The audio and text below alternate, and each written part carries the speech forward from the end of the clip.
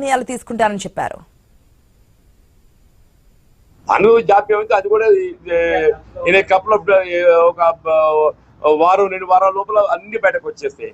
Openly they give statement. Really వాళ్ళ చూపే అభిమానం అనేది నేను నిజంగా వాళ్ళకు ధన్యవాదాలు చెప్తాను బోత్. ఎందుకంటే ఉత్తర తెలంగాణ ప్రాంతంలో ఎవరే కానీ రాజకీయంగా ప్రజలతో సన్నిహిత సంబంధాలు కలిగి ఉన్నటువంటి వాళ్ళతో చేరితే బాగుంటుందని ఎవరైనా భావిస్తారు. బ్యారేజ్ పునర్నిర్మాణానికి ఎన్వీఎస్ఏ ఇచ్చిన సలహాలను ప్రభుత్వం పట్టించుకోలేదని జీవన్ రెడ్డి ఆరోపించారు. ప్రాజెక్టు నిర్మించడమే కాదు నిర్వహణ కూడా ప్రధానమేనని చెప్పారు. ప్రాణహిత నదీ జలాల వినియోగంలో రాష్ట్ర ప్రభుత్వం పూర్తిగా విఫలమైందని మండిపడ్డారు. దాన్ని ఇట్ కెన్ బి రెస్టోర్డ్, ఎన్డీఎస్ఏనే రిపోర్ట్ ఇచ్చింది, ఇట్ కెన్ బి రెస్టోర్డ్ అని చెప్పని. దాన్ని ఏ విధంగా పునర్నిర్మాణం చేయాలనేది కూడా వాళ్ళ సలహాలు సూచనలు ఇచ్చింది.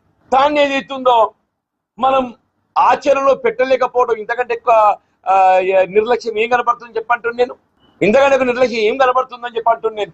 మరి కేవలం 2 సంవత్సరాల కాలంలో ఇటువంటి పరిస్థితి రావడం, మరి భవిష్యత్తు కాంగ్రెస్ పార్టీ మరి ఏ విధంగా ఉండబోతుంది ఎవరు ఊహించే పరిస్థితి లేదు అని చెప్పంటున్నాను. మార్పు రావాలంటే ముఖ్యమంత్రి రేవంత్ రెడ్డి పోవాలని ప్రజలు కోరుకుంటున్నారని జీవన్ రెడ్డి అన్నారు.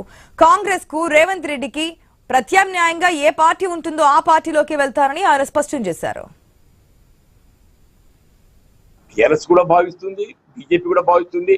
కానీ నా ఆలోచన ఒకటి చెప్పా కదా నేను, ఇప్పుడు ఏ మార్పు రావాలని కోరుకుంటున్నామో ఆ మార్పు ఎవరితో సాధ్యమైతే, ఇప్పుడు మార్పు అనేది ఏదైతుందో రేవంత్ రెడ్డి గారు పోవాలనే దాన్ని సూచిక కనబడుతుంది. మార్పు అనేది ప్రధానంగా ఇప్పుడు రేవంత్ రెడ్డి గారు పోవాలి. రేవంత్ రెడ్డి గారు పోవాలంటే అప్పుడు కాంగ్రెస్ పార్టీతోని కేసీఆర్ పోతాడు అని చెప్పని భావించారు, కాంగ్రెస్ పార్టీకి అండగా నిలిచారు.